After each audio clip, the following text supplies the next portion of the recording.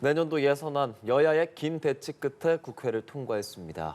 검찰이 이재명 대표에게 소환 통보를 한 것을 두고는 후폭풍도 이어지고 있는데요. 네, 오늘 두 분 모시고 정치권 이야기 짚어보도록 하겠습니다. 원영석 전 국민의힘 미지열 법률단 단장 그리고 설주환 더불어민주당 법률위 부위원장 나오셨습니다. 안녕하세요. 두 분 어서 오십시오. 안녕하십니까. 예산안 얘기를 먼저 해보겠습니다. 국회 예산안 2023년도 의결을 했습니다. 쟁점이던 법인세에 대해서 각 부분에서 1%포인트 인하하는 걸로 이렇게 결론이 났고 경찰국 등 예산도 정규 편성화돼 반으로 줄이는 이렇게 여야가 둘 다 어느 정도 만족스럽다라는 입장은 내고 있지만 두 분께서 어떻게 평가하시는지도 듣고 싶거든요. 먼저 말씀 좀 해주실까요? 우선은 첫 번째는 이게 최선입니다. 예. 이게 최선이라는 거는 이제 지금 이제 한 40조 정도 기존 이제 추경 예산 기준으로 해서는 감액한 예산을 통과시켜야 되는 상황이었고 예. 최대 긴축 예산을 통과시켜야 되는데 그거는 국회의 각 이제 국회의원들의 이해관계까지 걸려가지고 쉽지 않은 문제였습니다. 그래서 진통이 예상될 수밖에 없었고 그리고 1,000조에 달하는 국가 채무까지 감안하면 그 채무에 대한 이자까지 지급을 해야 되거든요. 그렇게까지 생각하면 40조라고 하지만 40조보다 훨씬 줄어든 예산을 실제로 통과시켜야 하는 상황이었습니다. 그래서 준예산까지 가지 않고 그 긴축 예산으로 통과시켰다. 그걸로 이제 큰 성과라고 말씀드리고 싶고 예. 두 번째는 최선을 다한 게 이겁니다. 무슨 말이냐면 예. 지금 이제 국민들이 보시기에 그 국가의 주인이라는 국민들이 보시기에 머슴이라는 이제 민주당하고 국민의힘 두 머슴이 싸우는 거를 보면서 혀를 차시지만 사실은 두 머슴이 연대를 하면 주인 위로 올라서게 되거든요. 그래서 그 둘이서 싸우는 거를 지켜보면서 이렇게 힘실어주고 저렇게 힘실어주는 게 이제 민주주의인데 지금 이제 한국의 민주주의라는 게 뭐 독재적 한국적 민주주의에서 다시 이제 그 87년 이후에 적대적 공생관계라고 하는 카메라 돌아가면 싸우는데 뒤에서는 친하게 지내는 그런 민주주의를 하다가 예. 이게 지금 최근에 민주주의가 3.0으로 바뀝니다. 무슨 상황이냐면 공생적 적대 관계죠. 그러니까 공생적 적대 관계라는 게 평소에도 싸워야 되는 거예요.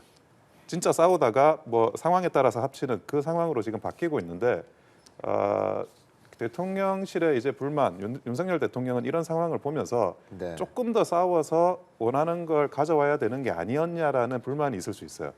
그거는 이제 충분히 가질 수 있는 불만이고 조금 더 이제 마지막 배수진까지 끌고 나가면서 예.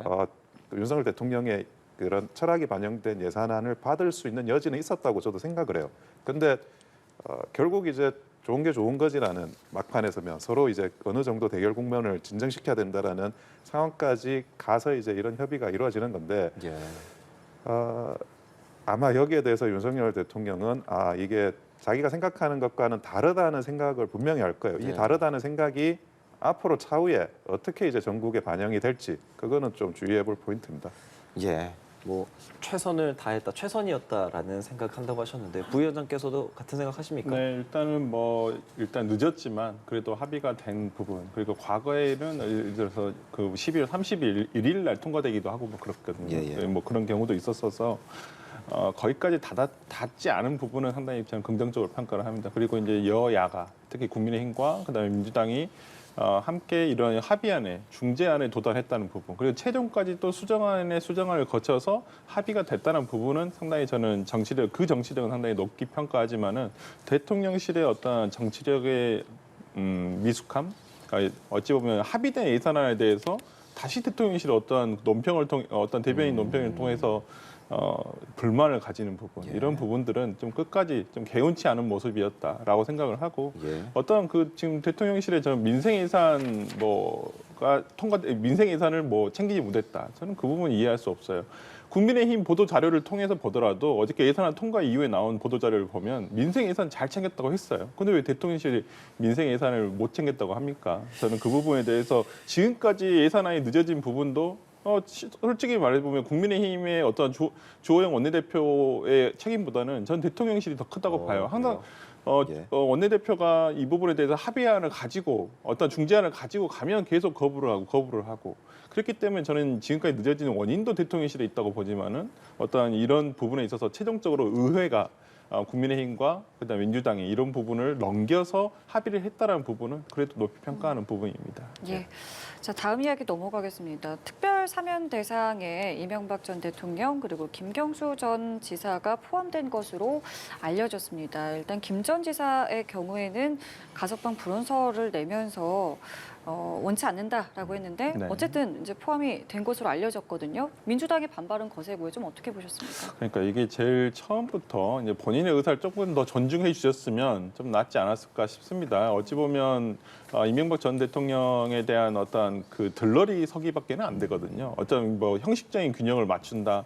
근데 지금 이 사면에서 특히나 더 봐야 될 것은 뭐 이명박 그 전 대통령의 어떤 사면도 뭐 있었지만은 오히려 또 박근혜 정부에서의 어떤 그 인사들에 대한 사면도 같이 이루어지고 있거든요. 저는 좀 이런 부분들이 정말 언론에는 잘 대서특필되지는 않지만은 이게 숨겨진 그러면서도 뭐 민주당의 전병훈 뭐 전 정무수석도 거의 포함되고 있습니다만은 민주당에서 이 부분들에 대해서 뭐 예를 들어 김경수 씨라든지 전병헌 씨에 대해서 사면을 해달라라고 얘기한 적은 없어요. 이 부분들이 특히나 김경수 씨 같은 경우에는 저는 본인의 채책은 어찌 되었든 간 사법부를 존중한다면 뭐 본인은 무죄라고 생각할 수도 있어요. 억울하다고 생각할 수 있지만은 어차피 사법 시스템 내에서 내려진 결론을 따른다라고 생각한다면 저는 오히려 형을 다 맞추는 것이 저는 옳았다고 보고요. 본인도 그렇게 생각하고 계시는 것 같고 그리고 차후에 어떤 정치력을 생각했을 때도 본인이 어떤 형을 다 마치고 나오시는 게 더 나았다고 보고요. 저는 뭐 이명박 전 대통령에 대한 사면은 뭐 이미 예상이 되고 있었다라고 생각을 하고 그렇지만은 사면권에 대해서는 저는 뭐 여든 야든 뭐 정부가 바뀌든 안 바뀌든 저는 기본적으로 사면권은 굉장히 제한적으로 행사가 돼야 한다라고 생각을 합니다. 이게 형식적인 균형이다, 들러리다라는 말씀을 해주셨는데요.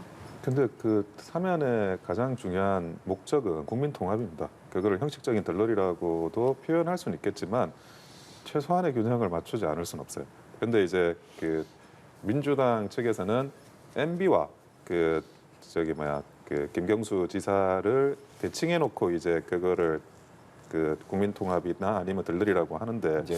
왜 그 대칭 관계를 잘못 설정하고 계시다. 그 외에도 이제 그렇죠? 최경환 전 의원이라든지 뭐 예. 사실은 이번에 여당 측 인사들이 숫자적으로도 많이 들어가긴 했어요. 예. 그러다 보니까 그거를 이제 어느 정도는 균형을 맞춰야 되고 균형을 맞추라고 사면을 하는 거거든요.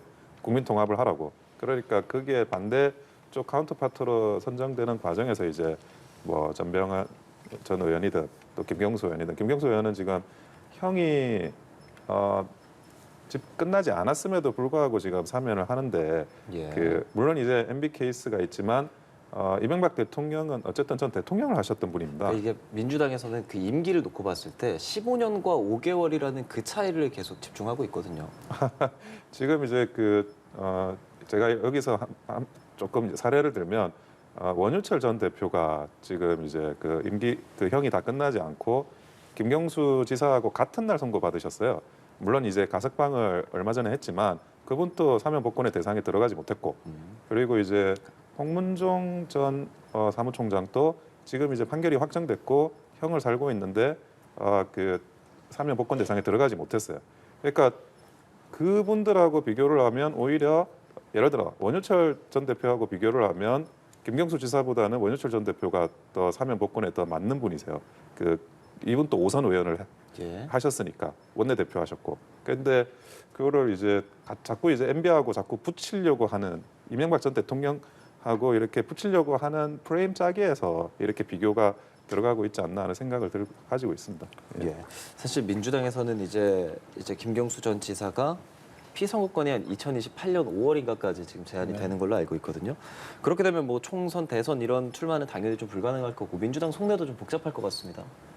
생각보다 복잡하지 않습니다. 실제로는 당 예. 내에서는 사면 김경수 후에 어떤 역할을 하게 될까에 대해서 역할을 고민을 할것 같거든요. 기대하기는 지금 조금 힘들 것 같아요. 네. 지금은 일단은 시기적으로 예를 들어서 뭐 이재명 당 대표를 중심으로 해가지고 지금 일단은 총선까지는 가야 된다라고 생각하시는 분들이 굉장히 많고 또 만약에 이재명 당대표가 그렇게 되지 못하는 상황이 온다 손 치더라도 김경수 지사에게 이것을 역할을 기대한다? 아직은 저는 아니라고 봅니다. 김경수 지사가 그동안 보여준 정치적인 어떤 리더십이라든지 이런 부분은 조금 약하다고 봐요. 어떤 문재인 대통령의 참모, 그다음 노무현 대통령의 참모, 누군가의 어떤 리더의 참모로서의 역할을 충실히 해온 것은 누구나 다 인정을 하지만은 어떤 본인이 이끌고 나가는, 누군가를 이끌고 나가는 어떤 역할은 저는 뭐 지금까지 저는 보여주지 못했다고 보고 네. 지금 예를 들어서 친문 계열에서도 오히려 저는 김경수 지사보다는 오히려 다른 분들에게 역할이 더 가지 않을까 싶어서 당내에서는 오히려 저는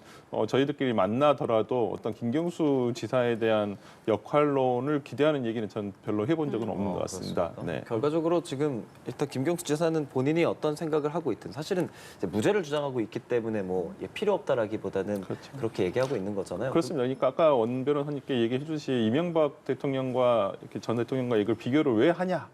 저희가 한 게 아니에요.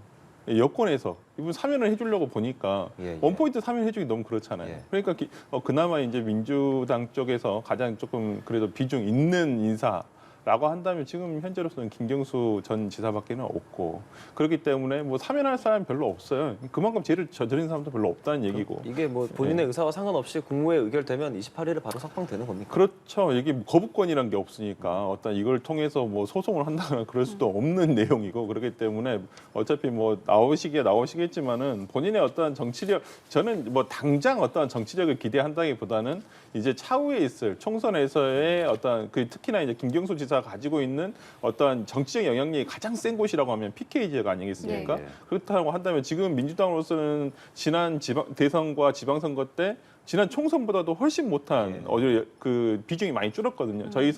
저는 김경수 지사가 역할을 해주리라고 생각을 해서 PK 지역에 대한 어떤 그 역할론 이것은 돼도 될 거라고 봅니다.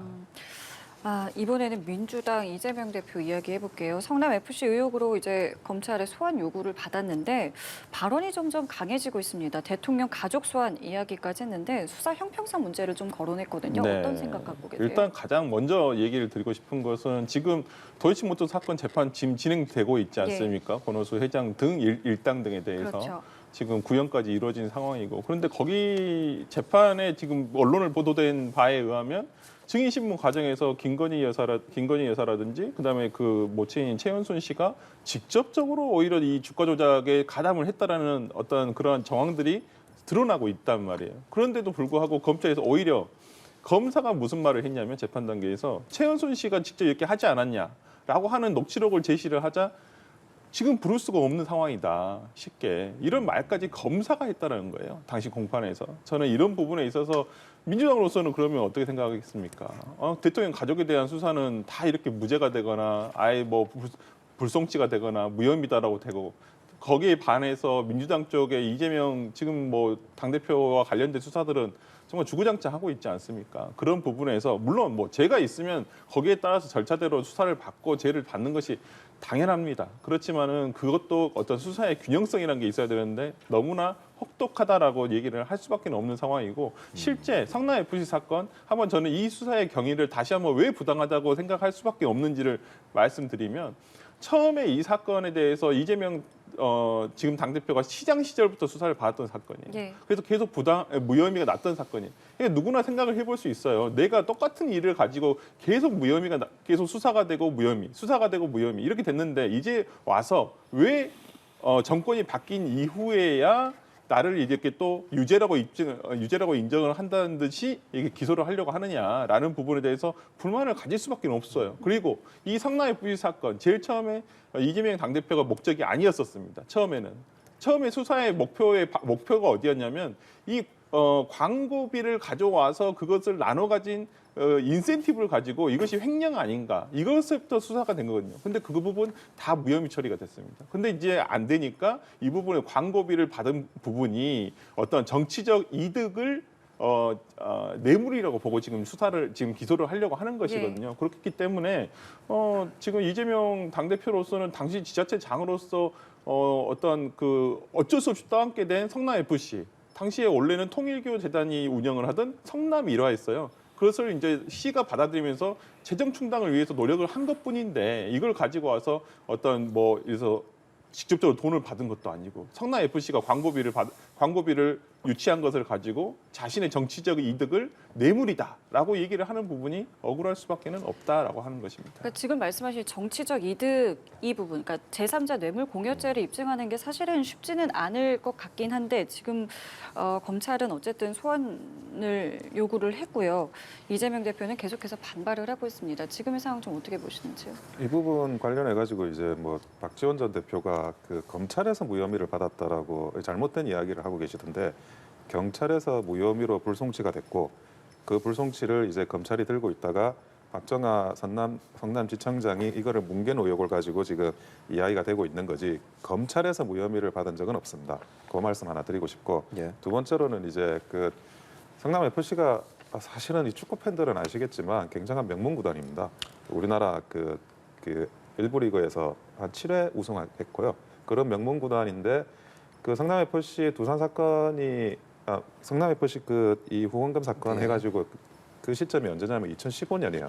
2015년에 뭐 178억이라고도 이야기를 하고 40억이라고도 이야기하는데 뭐 맨체스터 유나이티드나 뭐 그 FC 바르셀로나도 아니고 진짜 엄청난 금액의 후원을 받았어요. 예. 근데 그 이후의 성적을 한번 보시면 2016년에 11위입니다. 2017년, 18년에 2부 리그로 강등이 돼요. 그리고 그 이후에 9위, 10위, 12위, 12위 이렇게 갑니다. 그러면 돈을 엄청나게 많이 후원을 받았는데 그 돈이 다 어디 갔는지 어떻게 그 축구단의 성적은 이렇게 그 2부 리그로 역사상 처음으로 강등되지를 않나? 아니 그러면 이 돈을 썼나요? 인센티브를 줬으면 뭘 잘했다고 썼을 텐데 그 인센티브를 줬던 그 무엇을 잘했다는 게 성적하고는 관련이 없나요? 성적이 도대체 무슨 돈을 어떻게 썼길래 성적이 이렇게 망해도 인센티브도 받아갈 수 있는 것이며 그 많은 돈을 받아가지고 축구 경기력의 향상에 어떻게 연계를 시켰는지 한번 뭐 제대로 한번 조사를 해볼 필요가 있다고 생각을 합니다. 예, 뭐 그 돈의 쓰임과 어떤 성적과 뭐 이런 부분에 대해서 생각은 또 조금 다른 시각인 것 같아서요. 네, 그런 생각도 말씀해 주셨고 어쨌든 지금 그럼 저 이것도 궁금합니다. 이게 민주당에서 비슷한 기업 후원을 받았던 뭐 김태호 지사라든지 뭐 홍준표 지사 이런 분 얘기하면서 아예 전수조사하자 이런 요구까지 하고 있잖아요. 이 부분은 어떻게 생각하세요? 혐의가 나오면 다 조사하는 게 맞고요. 예. 그게 원칙입니다. 혐의가 나오지 않는데 그거를 조사를 한다. 어떤 아무런 단서도 없다. 그거야말로 어떤 정치적인 수사라고 볼 수밖에 없고요. A라는 사업체에서 예. 혐의가 나오면 조사한다. 그러면 그걸 조사했기 때문에 모든 걸 조사해야 된다라고 말하는 거는 예. 그래서 뭐 법조인은 누구나 형법책 바로 초반에 배우는 게 있습니다. 불법에 있어서 평등은 없다고. 그러니까 다 너도 조사하고 너도 조사하고 너도 조사하고 혐의 있으면 다 조사하는 게 맞고 혐의가 없으면 과도한 조사를 하는 거야말로 기본권을 침해하는 겁니다. 그러니까 딴 사람을 조사 안 했기 때문에 나를 조사하면 안 된다라는 식의 터무니없는 논리를 계속 주장을 하는 것 자체가 이미 뭐 그 이상의 논리는 없어서 주장하시지 않나 생각이 드네요. 예, 부위원장께는 이거 여쭤보고 싶은데 민주당 안에서 결국에 이 이재명 대표를 어떻게 바라보냐. 그러니까 어떤 단일 대우를 하는 듯한 느낌이 있다가 지금은 이재명 친명계, 비명계 간에 서로를 극소수라고 이야기하는 상황이 돼버렸거든요. 네. 실제로 그럼 뭐가 대다수인 의견입니까?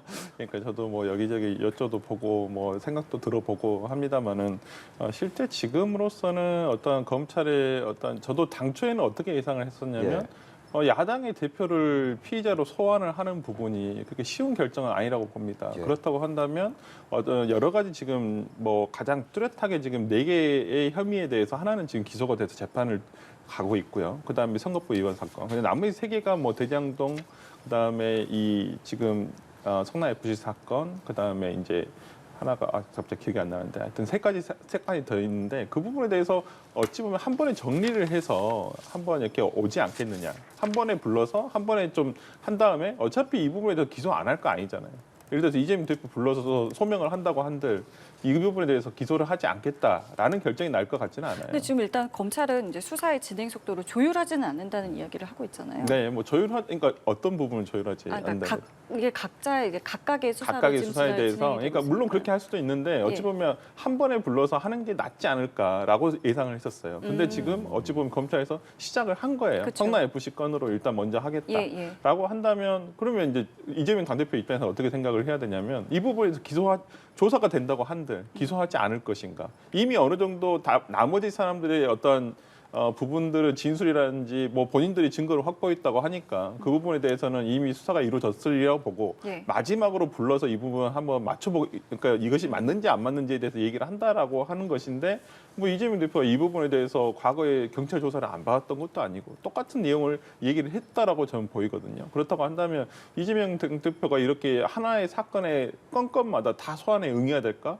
저는 그건 아니라고 보거든요. 어차피 기소가 될 내용이고 진실 규명은 법원에서 이루어져야 된다고 본다면 저는 지금으로서 이재명 당대표가 과연 검찰의 출석에 응하는 것이 최선일까라는 생각에 대해서는 약간 의구심이 있고요. 지금 당내에서도 이런 부분에 대해서 어떤 첫날 소환이 온 그 첫날에는 이재명 대표가 당당하게 맞서겠다라는 내용을 가지고 어떻게 해석을 해야 되나 어떤 입장이 서 있는가라고 궁금해했었었는데 지금도 예를 들어서 응하겠다 출석을 하겠다 안 하겠다에 대한 공식적인 내용은 예. 나오지 않았어요. 예. 그 내부적으로도 아직 논의가 되고 있는 것으로 알고 있고요. 예.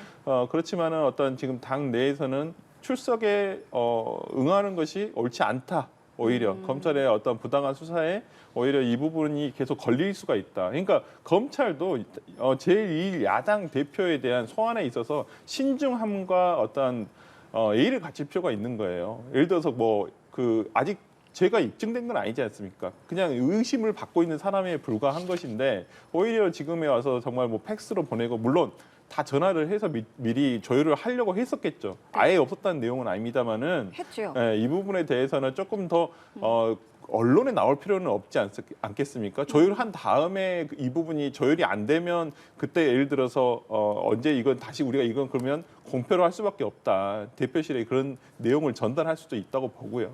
이 부분에 있어서 검찰이 너무 눈치를 보는 것인지 누구의 눈치를 보는 것인지 누구의 눈치를 전혀 안 보는 것인지는 모르겠습니다만은 이 부분에 대해서는 조금 더 세심한 어떤 좀 신경을 써줬으면 더 오히려 검찰 입장에서도 낫지 않을까 싶었는데 근데 말씀하신 아쉽습니다. 그 소환 절차와 관련해서 이제 검찰에서는 우리는 형식대로 진행했다는 입장을 밝혔기 때문에 네. 이제 그 부분에 대해서는 이제 좀 더 글쎄요. 그러니까 형식대로 이게 예. 하는 부분도 있겠지만은 당연히 일반인 피의자들한테도 보통 전화를 해서 예. 시간 예를 들어 일정이 있잖아요. 네. 일정 물어보고 일정이 안 맞을 것 같아요. 다음 주는 어떻습니까? 네. 그럼 우리 또 변호사랑 한번 얘기를 해봐요. 변호사 일정도 입회를 해야 되니까 네. 한번 맞춰보시죠. 해가지고 한단 말이에요. 네. 단순히 전화 몇 번, 그다음에 팩스 한 번 보내고 이거 안 되니까 언론에 공표해서 우리 무조건 소환한다. 이렇게 하는 방식이 네. 과연 이것이 제1야당 대표에 대해서 제1야당 대표가 아니더라도 그냥 뭐 개인 이재명에 대해서